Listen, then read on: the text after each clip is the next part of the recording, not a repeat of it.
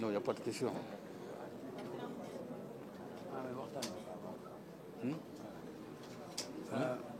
man sax dama bëggoon yokk dara si yow. waaw mais vas-y. Kay. non benn franc tuuti rek.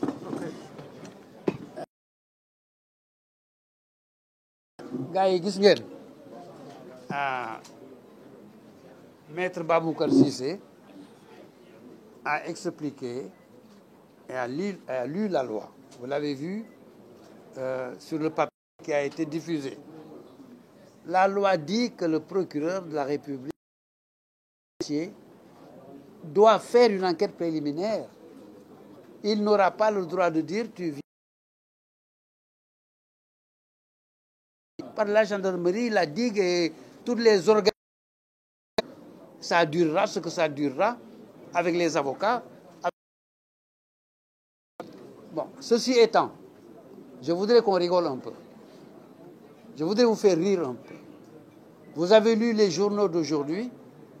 J'ai vu dans un journal d'aujourd'hui la photo d'une personne dont je ne cite pas le nom. Et on a mis qu'on lui impute 125 milliards. Vous l'avez vu dans un journal en première page. Vous êtes tous des journalistes, j'espère que vous l'avez regardé. Je pense que c'est l'Observateur. En première page, il y a une personnalité du monde des affaires au Sénégal dont on a mis la photo et on a mis que ce sont les 125 milliards. On l'accuse des 125 milliards jusqu'à ce que ça soit prouvé. Alors, est-ce qu'il s'agit donc des 125 milliards de Farba Ngom ou de lui? Vous voyez les fake news. Maintenant, les 125 milliards, c'était Farba Ngom. Maintenant, c'est M. Y. Et jusque-là, celui qui a écrit 125 milliards, ou d'où ça vient, ça n'a jamais été prouvé. Ni pour Farba Ngom, ni pour le nouveau. Vous voyez bien qu'on a parlé au Sénégal pour parler. Moi, j'ai lu aussi, dans un journal, sauf erreur de ma part, ça doit être l'Obs encore, une femme qui s'appelle Seck, une dame dont le nom de famille est Seck. Elle a écrit que M. Farba Ngom a reçu un chèque de 2 milliards et nangam nangam, après un chèque de 1 milliard nangam nangam, et un chèque de 300 millions. Le tout fait 3 milliards 600 millions à peu près. Ça, c'est plus détaillé. C'est possible que ce soit vrai. Mais 2 milliards, 1 milliard 600, 300 millions, pour quelqu'un qui est un homme d'affaires, un courtier, qui fait ce travail-là conformément aux lois et règlements du Sénégal, jusqu'à ce que le contraire soit prouvé. Mais cette personne peut parfaitement recevoir 2 milliards, 1 milliard 500 millions pour le travail qu'il a accompli. Sauf si on prouve que cet argent a été volé. Ou bien provient d'un délit, ou bien provient de quelque chose d'anormal. Mais c'est celui qui poursuit qui doit le prouver. Et vous voyez bien qu'il n'y a presque rien en fait. C'est pourquoi rien ne nous a été donné. Mais le jour que tout sera mis sur la table, nous tous, nous savons réfléchir. Hein? Et nous tous, nous sommes instruits. Donc, on verra les preuves qui vont être demandées ou les preuves qui vont être données. Et je pense que ce jour-là, la justice pourra clairement suivre un bon chemin. rek ne gis nañ ci journalu tey ne na koo xam ne kilifa la ci monde des affaires liggéey xaalis moom la ñu jiiñ léegi 125 milliards bi jiiñ laa wax de waxuma moo ko def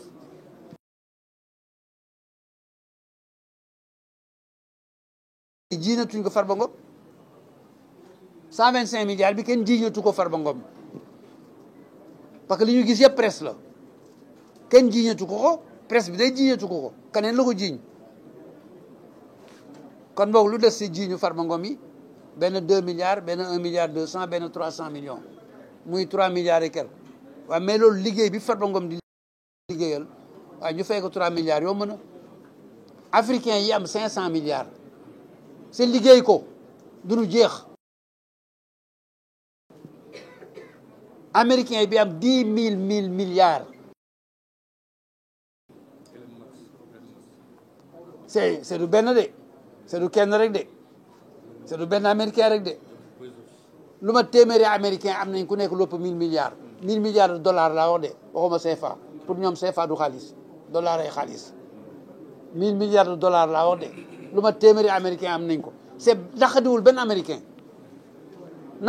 américain waaye ñun lu dox 3 milliards CFA kese nga xam ne du xaalis si Amérique du dara di ñu naqadi xanaa bëgguñu tekki dara ëllëg waaye ngir yàlla nañ yëri suñuy njaboot ñu am dara.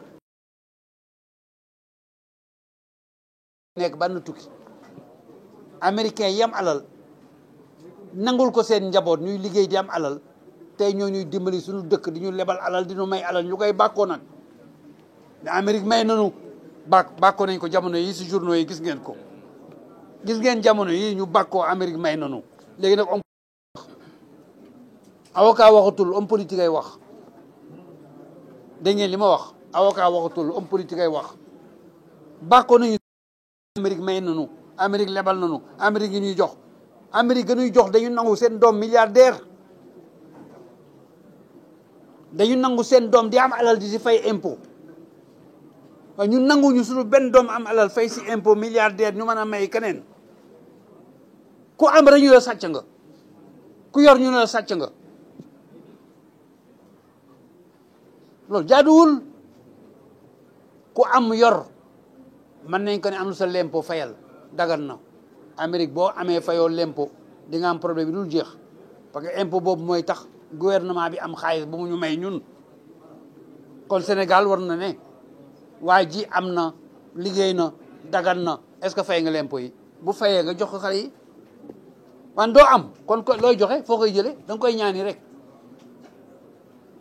nañu nangu suñuy mbokk liggéey c'est Farba Senghor la muy liggéey dina ko prouver maa leen ne Farba Ngom waay Senghor waaye Farba ba ma yaay sama xarit sama rakk jooju Farba Senghor Farba Ngom lay wax Farba Ngom la mu liggéey dina ko prouver nañ dem la muy liggéey benn yoonu Sénégal ayoo ko ba ñu àgg ci nag buñ ci àggee xam wante ngir yàlla war a sóoli nañ dimbali nit ñi bàyyi leen ñu liggéey ndax nit ñi mën a am c'est lii nag jikko sénégalais daf fi yàgg croyez-moi de maa ngi fiy bëgg a yàgg nag Sénégal laa wax de maa ngi fiy bëgg a yàgg jikko Sénégal la dafa mel ni mosuñu nangu duñu nangu que sa dëkkandoo génn fa ngeen bokk dem am dara waaye yéene ko loolu sant yàlla mu jox la ci nga ñaane ko yaay sonal sa bopp rek yéene ko mu gën koo am di la si jox ngay jox keneen xaalis bi mën a circuler nit ñi mën a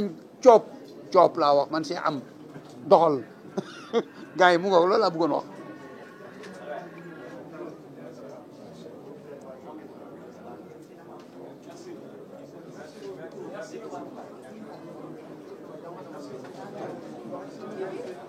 mu ngoog boy na nga am xay jox leen ci waaye ngeen di coob bu ñu sol nit ñi sonn nañu bi kan non du bii de non si biir la ko non du